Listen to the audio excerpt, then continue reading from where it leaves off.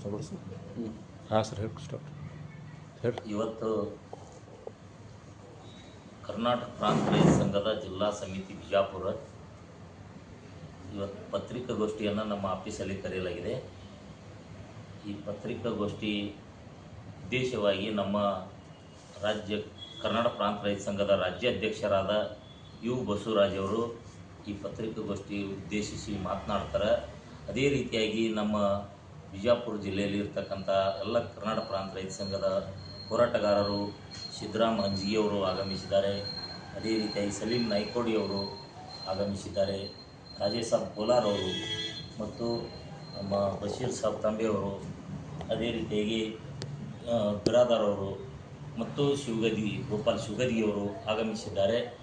ಈ ಒಂದು ಪತ್ರಿಕಾಗೋಷ್ಠಿಗೆ ಪತ್ರಿಕಾ ಮಾಧ್ಯಮದವರು ತಾವೆಲ್ಲರೂ ಆಗಮಿಸಿದರೆ ತಮ್ಮೆಲ್ಲರಿಗೂ ಕೂಡ ಸ್ವಾಗತ ಬಯಸುತ್ತಾ, ಅದೇ ರೀತಿಯಾಗಿ ನಮ್ಮ ಎಲ್ಲ ಜಿಲ್ಲೆಯ ಮುಖಂಡರಿಗೂ ಕೂಡ ಸ್ವಾಗತ ಬಯಸುತ್ತಾ, ಈ ಪತ್ರಿಕಾಗೋಷ್ಠಿ ಬಿಜಾಪುರ ಜಿಲ್ಲೆ ಇಡೀ ರಾಜ್ಯಾದ್ಯಂತ ಬರಗಾಲ ಬಿದ್ದಿದೆ. ಈ ಬರಗಾಲವನ್ನು ಉದ್ದೇಶಿಸಿ ನಮ್ಮ ಬಿಜಾಪುರ ಜಿಲ್ಲೆ ಅತ್ಯಂತ ಮೊದಲಿನಿಂದ ಕೂಡ ಬರಗಾಲ ಜಿಲ್ಲೆ ಆಗಿರೋದ್ರಿಂದ ಈ ಬರಗಾಲ ಜಿಲ್ಲೆ ಎಂದು ಘೋಷಣೆ ಮಾಡಬೇಕು ಹೇಳಿ ನಾವು ಇವತ್ತು ಈ ಪತ್ರಿಕಾ ಮಾಧ್ಯಮವನ್ನು ಸುದ್ದಿಗೋಷ್ಠಿಯನ್ನು ಕರೆದಿದ್ದೇವೆ. ಅದನ್ನು ಉದ್ದೇಶಿಸಿ ನಮ್ಮ ಯು ಬಸವರಾಜ್ ಅವರು ಮಾತನಾಡ್ತಾರೆ ಹೇಳಿ ತಮ್ಮಲ್ಲಿ ವಿನಂತಿಸುತ್ತೇವೆ. ಓಕೆ, ಎಲ್ಲ ಮಾಧ್ಯಮದ ಗೆಳೆಯರಿಗೆ ವಾಯ್ಸ್ ಒಂದು ಸ್ವಲ್ಪ ಆರಂಭ ಅಲ್ವಾ. ಮಾಧ್ಯಮದ ಗೆಳೆಯರಿಗೆಲ್ಲ ನಮಸ್ಕಾರ. ಮುಖ್ಯವಾಗಿ ಇವತ್ತು ಕರ್ನಾಟಕ, ಅದರಲ್ಲೂ ಕೂಡ ಗ್ರಾಮೀಣ ಪ್ರದೇಶ ಮತ್ತು ನಗರ ಪ್ರದೇಶ ತುಂಬ ಆತಂಕದ ವಾತಾವರಣವನ್ನು ಎದುರಿಸ್ತಾ ಇದೆ. ಒಂದು ಕಡೆ ಕೇಂದ್ರ ಸರ್ಕಾರ ಮತ್ತು ಅದೇ ರೀತಿಯಲ್ಲಿ ಚುನಾವಣಾ ಆಯೋಗ ನಡೆಸಿರ್ತಕ್ಕಂಥ SIR ಕಾರಣದಿಂದ, ಇನ್ನೊಂದು ಕಡೆ ತೀವ್ರ ರೀತಿಯ ಒಂದು ಬರಗಾಲದ ಕಾರಣದಿಂದ ಇವತ್ತು ರಾಜ್ಯ ಆತಂಕದಲ್ಲಿದೆ ಅಂತಕ್ಕಂಥ ಅಂಶವನ್ನು ಮೊದಲನೇದಾಗಿ ಗಮನಕ್ಕೆ ತರೋದಕ್ಕೆ ಬಯಸ್ತಾ ಇದೆ. ಮುಖ್ಯವಾಗಿ ಎಲ್ ನಿನೋ ಈ ಶುಷ್ಕ ವಾತಾವರಣದ ಕಾರಣದಿಂದಾಗಿ ಇವತ್ತು ಮುಂಗಾರು ತೀವ್ರತರವಾಗಿ ವಿಫಲ ಆಗಿರ್ತಕ್ಕಂಥದ್ದನ್ನು ನಾವು ನೋಡ್ತಾ ಇದ್ದೀವಿ. ಕರ್ನಾಟಕ ರಾಜ್ಯದಲ್ಲಿ ಸಾಮಾನ್ಯವಾಗಿ ಏನು ವಾಡಿಕೆ ಮಳೆ ಆಗಬೇಕು, ಆ ವಾಡಿಕೆ ಮಳೆ ಆಗಿಲ್ಲ. ವಾಡಿಕೆ ಮಳೆಗಿಂತ 65-70% ಕಡಿಮೆ ಮಳೆ ಬಿದ್ದಿರೋದ್ರಿಂದ ಬಹುತೇಕ ಬರ ಅಂತಕ್ಕಂಥದ್ದು ಖಾತ್ರಿಯಾಗಿದೆ. ಒಣಭೂಮಿ ಪ್ರದೇಶದಲ್ಲಿ ಸಾಕಷ್ಟು ಇದುವರೆಗೆ ಏನು ಬಿತ್ತನೆ ಆಗಬೇಕಾಗಿತ್ತು, ಆ ಬಿತ್ತನೆ ಆಗಲಿಲ್ಲ.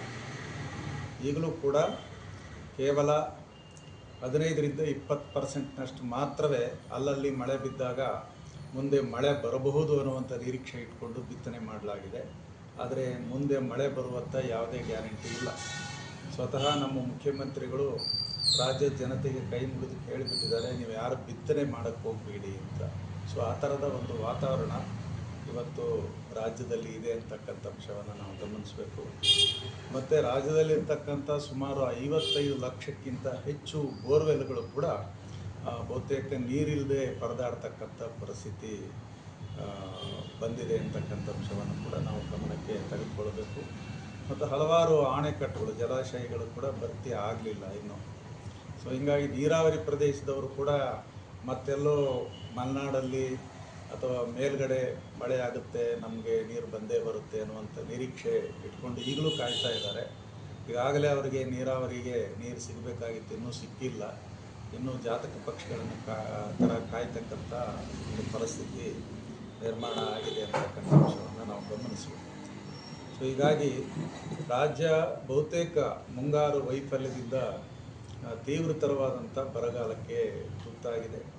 ಇದರಿಂದಾಗಿ ಬಡ ರೈತರು, ಕೃಷಿ ಕೂಲಿಕಾರರು, ಗ್ರಾಮೀಣ ಪ್ರದೇಶದವರು ಒಂದು ರೀತಿಯಲ್ಲಿ ಕೆಲಸ ಇಲ್ಲದೇ ಸಂಕಷ್ಟಕ್ಕೀಡಾಗಿದ್ದಾರೆ. ಕೃಷಿಯಲ್ಲಿ ಕೆಲಸ ಇಲ್ಲ, ಇನ್ನೊಂದು ಕಡೆ ಉದ್ಯೋಗ ಖಾತ್ರಿ ಅಂತಕ್ಕಂಥದ್ದನ್ನು ಕೇಂದ್ರ ಸರ್ಕಾರ ಇವತ್ತು ರದ್ದು ಮಾಡಿದೆ. ಆಮೇಲೆ ಜುಲೈ 1ರಿಂದ ನಾವು VB ಗ್ರಾಮ್ಜಿ ಅಂತಕ್ಕಂಥ ಹೊಸ ಸ್ಕೀಮನ್ನು ಜಾರಿ ಮಾಡ್ತೀವಿ ಅಂತ ಹೇಳಿದರು. ಅದರ ಪ್ರಕಾರ ಅವರು 60 ದಿನ ಕೃಷಿ ಚಟುವಟಿಕೆ ಇರುವಂಥ ದಿನಗಳಲ್ಲಿ ಉದ್ಯೋಗ ಕೊಡಲ್ಲ ಅಂತೇಳಿ ಅವರು ಉದ್ಯೋಗ ಕೊಡ್ತಾ ಇಲ್ಲ. ಸೊ ಹೀಗಾಗಿ ತುಂಬ ಸಂಕಷ್ಟಕ್ಕೆ ಇವತ್ತು ಗ್ರಾಮೀಣ ಪ್ರದೇಶದ ಬಡವರು ದೊಡ್ಡ ಪ್ರಮಾಣದಲ್ಲಿ ಇವತ್ತು ಸಂಕಷ್ಟಕ್ಕೆ ಒಳಗಾಗಿದ್ದಾರೆ. ಅವರು ಗುಳೆ ಹೋಗುವಂಥ ಪರಿಸ್ಥಿತಿ ನಿರ್ಮಾಣ ಆಗಿದೆ. ಈಗಾಗಲೇ ಹಲವಾರು ಜಿಲ್ಲೆಗಳಲ್ಲಿ ಜನ ಗುಳೆ ಹೋಗ್ತಾ ಇದ್ದಾರೆ, ಸಾವಿರಾರು ಸಂಖ್ಯೆಯಲ್ಲಿ ಗ್ರಾಮಗಳ ಖಾಲಿಯಾಗಿ ಹೋಗ್ತಾ ಇದ್ದಾರೆ. ಯಾವ ಭರವಸೆನೂ ಇಲ್ಲ ಅನ್ನುವಂಥ ಹಿನ್ನೆಲೆಯಲ್ಲಿ ಸೊ ಇದನ್ನು ಇವತ್ತು ಕೇಂದ್ರ ಸರ್ಕಾರ, ರಾಜ್ಯ ಸರ್ಕಾರ ಕಣ್ಬಿಟ್ಕೊಂಡು ನೋಡ್ತಾ ಇದ್ದಾವೆ. ಶಾಸಕರು, ಸಂಸದರು ಕೂಡ ಕಣ್ಬಿಟ್ಕೊಂಡು ನೋಡ್ತಾ ಇದ್ದಾರೆ ಹೊರತಾಗಿ ಇದಕ್ಕೆ ತಡೆಯೋಕ್ಕೆ, ಅಂದರೆ ವಲಸೆಯನ್ನು ತಡೆಯೋದಕ್ಕೆ ಮತ್ತು ಈ ರೀತಿ ಬರಗಾಲದಿಂದ ಉಂಟಾಗಿರ್ತಕ್ಕಂಥ ಈ ಬರದ ಛಾಯೆ ಏನಿದೆ ಅದಕ್ಕೆ ಪರಿಹಾರವನ್ನು ಕೊಡೋದಕ್ಕೆ ಯಾರೂ ಮಾತಾಡದೇ ಇರತಕ್ಕಂಥ ವಾತಾವರಣವನ್ನು ನಾವು ನೋಡ್ತಾ ಇದ್ದೀವಿ. ಸೊ ಈ ಥರದ ಒಂದು ಕ್ರಿಟಿಕಲ್ ಆದಂಥ ಕಂಡೀಷನ್ ಇದೆ. ನಾವು ಕೇಂದ್ರ ಸರ್ಕಾರ ಮತ್ತು ರಾಜ್ಯ ಸರ್ಕಾರವನ್ನು ಬಲವಾಗಿ ಒತ್ತಾಯ ಮಾಡ್ತಾ ಇದ್ದೀವಿ. ಇಡೀ ರಾಜ್ಯವನ್ನು ನೀವು ಒಂದು ಬರಪೀಡಿತ ಪ್ರದೇಶ ಅಂತೇಳಿ ಘೋಷಣೆ ಮಾಡಬೇಕು ಅಂತೇಳಿ ಕರ್ನಾಟಕ ಪ್ರಾಂತ ರೈತ ಸಂಘದ ರಾಜ್ಯ ಸಮಿತಿಯಿಂದ ನಾವು ಒತ್ತಾಯ ಮಾಡ್ತಾ ಇದ್ದೀವಿ. ಮತ್ತು ಇದು ಕೇವಲ ಬರಪೀಡಿತ ಪ್ರದೇಶ ಅಂತ ಘೋಷಿಸಿ ಕೈ ಬಿಟ್ಟರೆ ಯಾವ ಪರಿಹಾರನೂ ಜನಕ್ಕೆ ಸಿಗೋದಿಲ್ಲ. ತಕ್ಷಣಕ್ಕೆ ಈಗೇನು ಬಿತ್ತನೆ ಮಾಡಿದ್ದಾರೆ, ಒಂದೊಂದು ಎಕರೆಗೆ 15,000 ರಿಂದ 20,000 ರೂಪಾಯಿ ಅವರಿಗೆ ನಷ್ಟ ಆಗಿದೆ ಬಿತ್ತನೆ ಕಾಲದಲ್ಲಿ. ಸೊ ಅದರಿಂದ ಈ ಬಿತ್ತನೆ ಕಾಲದ ಈ ನಷ್ಟ ಮತ್ತು ಹಿಂದಿನ ವರ್ಷಗಳಲ್ಲಿ ಅವರು ಖಾಸಗಿ ಮತ್ತು ಸಹಕಾರಿ ಅಥವಾ ಬ್ಯಾಂಕ್ಗಳಿಂದ ತಗೊಂಡಂಥ ಸಾಲವನ್ನು ತೀರ್ಸೋಕ್ಕಾಗಲಾರ್ದೇ ಜನ ಒದ್ದಾಡ್ತಾ ಇದ್ದಾರೆ. ಸೊ ಈಗ ಈ ಬರಗಾಲದ್ದು ಕೂಡ ಇನ್ನೊಂದು ಹೊಡೆತ ಆಗಿ ಪರಿಣಮಿಸ್ತಾ ಇದೆ. ಹೀಗಾಗಿ ದೊಡ್ಡ ಪ್ರಮಾಣದಲ್ಲಿ ರೈತರು, ಕೂಲಿಕಾರರು ಆತ್ಮಹತ್ಯೆ ಮಾಡಿಕೊಳ್ಳುವಂಥ ಸಂಭವಗಳು ಇದರಿಂದ ಉಂಟಾಗುತ್ತೆ. ಸೊ ಇದನ್ನು ಸರ್ಕಾರ ಗಮನಕ್ಕೆ ತೆಗೆದುಕೊಂಡು ತಕ್ಷಣವೇ ಈ ಬೆಳೆ ನಷ್ಟ ಪರಿಹಾರವನ್ನು ಘೋಷಣೆ ಮಾಡಬೇಕು. ಕರ್ನಾಟಕ ಪ್ರಾಂತ ರೈತ ಸಂಘದಿಂದ ನಾವು ಈ ವರ್ಷ ಈಗ ಬಿತ್ತನೆ ಮಾಡಿ ರೈತರನ್ನು ಆತ್ಮಹತ್ಯೆಗಳಲ್ಲಿ ರಕ್ಷಣೆ ಮಾಡೋದಕ್ಕೆ ಅವಕಾಶ ಇದೆ ಅಂತ ಹೇಳಿ ನಾವು ಒತ್ತಾಯ ಮಾಡ್ತೇವೆ. ಮತ್ತು ಬೇರೆ ಬೇರೆ ಜಿಲ್ಲೆಗಳಿಗೆ ಹರಿದು ಹೋಗ್ತಾ ಇದೆ. ಆ ನೀರನ್ನು ಬಳಸಿ ನಮ್ಮ ಜಿಲ್ಲೆಯಾದ್ಯಂತ ಸಂಪೂರ್ಣವಾಗಿ ನೀರಾವರಿ ಒಂದು ಸಾರಿ ಮಾಡಿಬಿಟ್ರೆ ಮತ್ತೆ ಪದೇ ಪದೇ ಅದಕ್ಕೆ ಖರ್ಚು ಮಾಡೋ ಅವಶ್ಯಕತೆ ಇರಲ್ಲ. ಮತ್ತು ಸಾಕಾಗಷ್ಟು ರೈತರು ಮಳೆ ಬರದೇ ಇದ್ದಾಗ, ನದಿಗಳಿಗೆ ನೀರು ಬಂದಾಗ, ಆಲಿಮಟ್ಟಿ ಡ್ಯಾಮಿಗೆ ನೀರು ಬಂದಾಗ ಈಗ ಅದನ್ನು ಬಳಸ್ಕೊಳ್ಳೋಕ್ಕೆ ನಮಗೆ ಅನುಕೂಲ ಆಗ್ತದೆ. ಹಲವಾರು ಈಗಾಗಲೇ ಕಾಲುವೆಗಳನ್ನು ಮಾಡಿದ್ದಾರೆ, ಇನ್ನೂ ಕೆಲವು ಕಾಲುವೆಗಳನ್ನು ಮಾಡಬೇಕಾಗಿದೆ. ಅದಕ್ಕೆ ಸರಿಯಾಗಿ ನೀರು ಬಿಡದೇನೆ ಮತ್ತು ರೈತರಿಗೆ ತೊಂದರೆ ಕೊಡುವಂಥ ಕೆಲಸ ಆಗ್ತಾಯಿದೆ. ಮತ್ತು ಅವರಿಗೆ ಏನಾಗಿದೆ ಅಂದರೆ, ನೀರಾವರಿ ಮಾಡೋದ್ರಿಂದ ನಮಗೇನು ಲಾಭ ಇಲ್ಲ ಅನ್ನೋ ಮಟ್ಟಕ್ಕೆ ರಾಜಕಾರಣಿಗಳು ಇಳಿದಿದ್ದಾರೆ. ಈಗೇನು ಬಹುರಾಷ್ಟ್ರೀಯ ಕಂಪ್ನಿಗಳು ಅಂಥೇಳಿ ಬೇರೆ ಬೇರೆ ಎಲ್ಲ ರೈತರ ಜಮೀನುಗಳನ್ನು ಕಿತ್ತುಕೊಂಡು ಆ ಬಹುರಾಷ್ಟ್ರೀಯ ಕಂಪ್ನಿಗಳಿಗೆ ಜಮೀನನ್ನು ಕೊಡುವಂಥ ಕೆಲಸ ಮುಂದಾಗಿ ಅವರು ಅದನ್ನೇ ಜಾಸ್ತಿಯಾಗಿ ಮಾಡ್ತಾಯಿದ್ದಾರೆ. ನಮ್ಮ ಬೇಡಿಕೆ ಏನು, ಬಿಜಾಪುರ ಜಿಲ್ಲೆ ಬರಗಾಲ ಜಿಲ್ಲೆ ಎಂದು ಘೋಷಣೆ ಮಾಡಬೇಕು ಮತ್ತು ಸಂಪೂರ್ಣ ಜಿಲ್ಲೆಯನ್ನು ನೀರಾವರಿಯನ್ನಾಗಿ ಮಾಡಬೇಕು. ಮತ್ತು ಈಗೇನು ಬರಗಾಲ ಇದೆ, ಈ ಬರಗಾಲದ ಅಲ್ಲಲ್ಲಿ ಸ್ವಲ್ಪ ಮಳೆ ಆಗಿರೋದ್ರಿಂದ ರೈತರು ಇನ್ನೂ ಮಳೆ ಆಗ್ಬೋದು ಅಂಥೇಳಿ ನಿರೀಕ್ಷೆ ಇಟ್ಟುಕೊಂಡು ಬಿತ್ತನೆಯನ್ನು ಮಾಡಿದ್ದಾರೆ. ಆ ಬಿತ್ತನೆ ಮಾಡಿದ ಬೀಜನ ನಾಟದೇನೆ ಅಲ್ಲೇ ಒಣಗಿ ಕರಿಗೆ ಹೋಗಿದ್ದಾವೆ. ಯಾಕಂದ್ರೆ ಮ್ಯಾಲ ಅದಕ್ಕೆ ಆನಂತರ ಮಳೆ ಆಗಲೇ ಇಲ್ಲ. ಅದರಿಂದ ಅವು ಎಲ್ಲ ಕಮರಿ ಈಗಾಗಲೇ ಅವರು ರೈತರು ನಷ್ಟದಲ್ಲಿ ಇದ್ದಾರೆ. ಅವರು ಸುಮಾರು ಒಂದು ಎಕರೆಗೆ ಏನಿಲ್ಲ ಅಂದ್ರೆ ಒಂದು 20-30 ಸಾವಿರ ರೂಪಾಯಿ ಖರ್ಚು ಮಾಡಿ DAP ಬೀಜ ಸಾಕಷ್ಟು ಜಾಸ್ತಿ ರೇಟ್ ಇದೆ. ಈಗ ಒಂದೊಂದು ಕಿಲೋ 2 ಕಿಲೋ ಬೀಜ ತೊಗೋಬೇಕಂದ್ರೆ 1,000-2,000 ರೂಪಾಯಿ ಕಿಮ್ಮತ್ತು. ಅದನ್ನು ತೊಗೊಂಡು ಬಾಡಿಗೆ ಹಚ್ಚಿ, ಬಾಡಿಗೆ ಟ್ರ್ಯಾಕ್ಟರ್ಗಳ ಮುಖಾಂತರ ಮತ್ತು ಎತ್ತುಗಳ ಮುಖಾಂತರ ಬಿತ್ತನೆ ಮಾಡಿ ಅವರು ಎಲ್ಲ ಸಾಕಷ್ಟು ಖರ್ಚು ಮಾಡಿದರೂ ಕೂಡ ಅದು ಇವತ್ತು ಯಾವುದು ಫಲ ಇಲ್ಲದೇ ಅಲ್ಲೇ ಭೂಮಿಯಿಂದ ಮೇಲೆ ಬರದೇ ಕರಿಗೆ ಹೋಗಿದ್ದಾವೆ. ಅಂಥ ರೈತರಿಗೆ ಏನು ಬಿತ್ತನೆ ಮಾಡಿದಾರೋ ಆ ರೈತರಿಗೆ ತಕ್ಷಣದಲ್ಲಿ ಪರಿಹಾರ ಕೊಡಬೇಕು. ಮತ್ತು ಈಗೇನು ರೈತರು ಸಾಲ ಮಾಡಿದಾರೋ ಅದು ಸಂಪೂರ್ಣವಾದಂಥ ಸಾಲ ಮನ್ನಾವನ್ನು ಈಗಾಗಲೇ ಸರ್ಕಾರ ಘೋಷಣೆ ಮಾಡಬೇಕು.